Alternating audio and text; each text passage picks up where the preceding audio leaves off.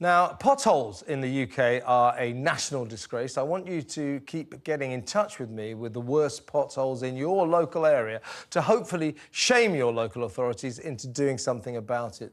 Here are a few of yours. Millie from Hackney said she nearly got knocked off her bike because of potholes. I have to say, it's not the worst that I've seen. The Independent Brig Line Rail Group sent us this of Station Road in Brigg, North Lincolnshire. They claim to have reported the potholes 3 years ago. And Jay in Clacton in Essex sent us this.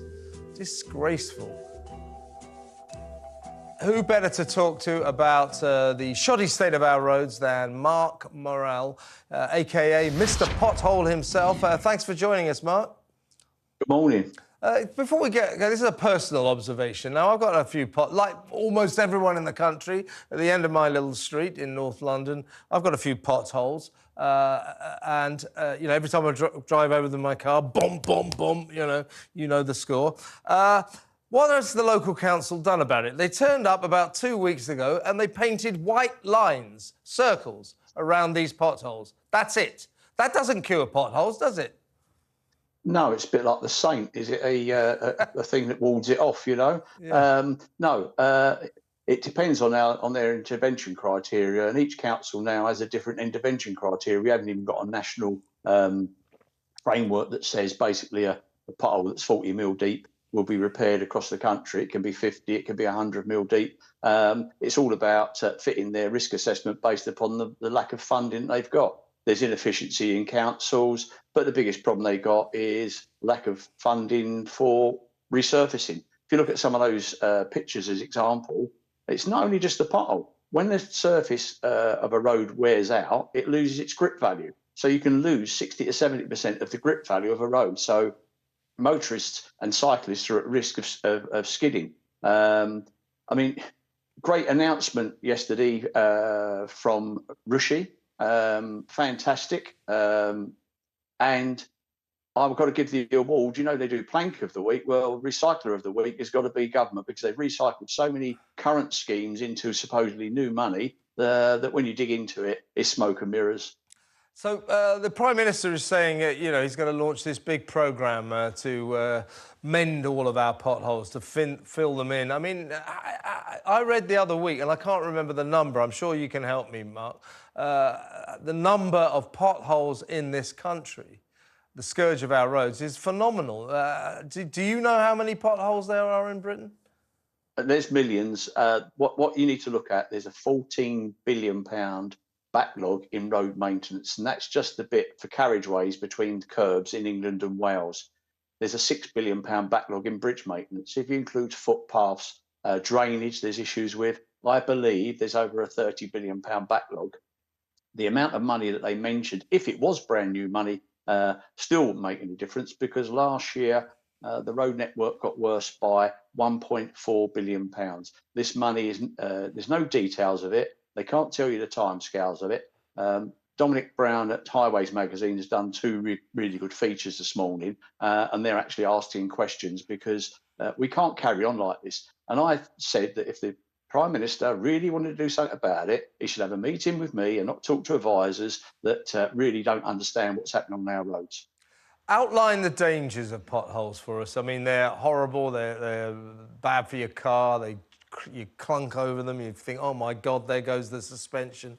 You know, I've seen, there's a big pothole at the end of my road. I saw a van come in the other day and the sump came off the bottom. It's that bad. But that notwithstanding, also there must be dangers, you know, motorists losing control, pedestrians in trouble. Outline the dangers for us, Mark.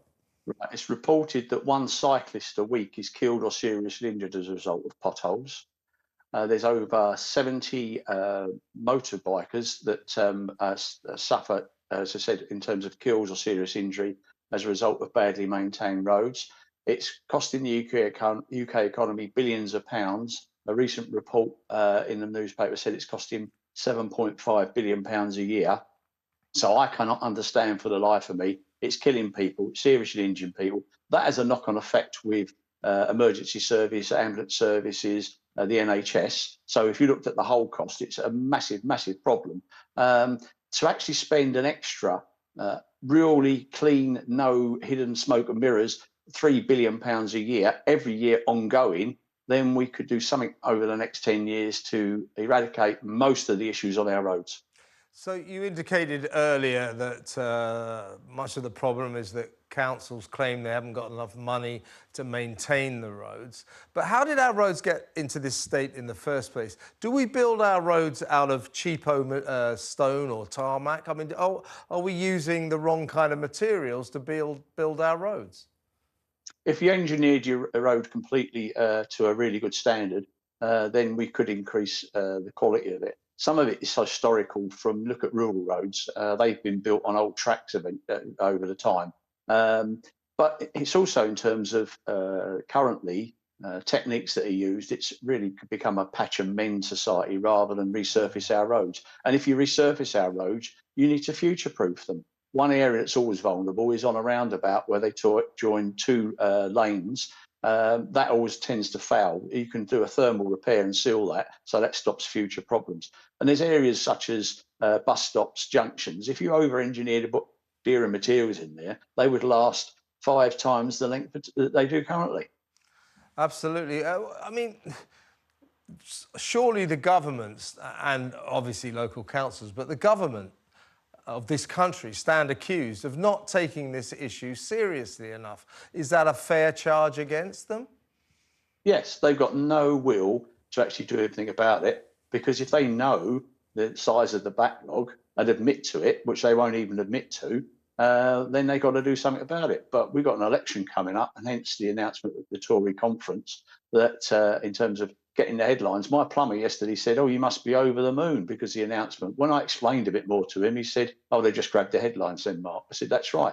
I said, "People don't understand the detail." And actually, in fact, I think the advisors that give the PM the information are not giving him a full picture of what's really happening out there. Last question, Mark, very briefly. What's the worst pothole you've ever come across? Well, it was more like a trench. It was 42 foot long. 42 It was about a feet foot long. It was in the newspapers. You can Google it.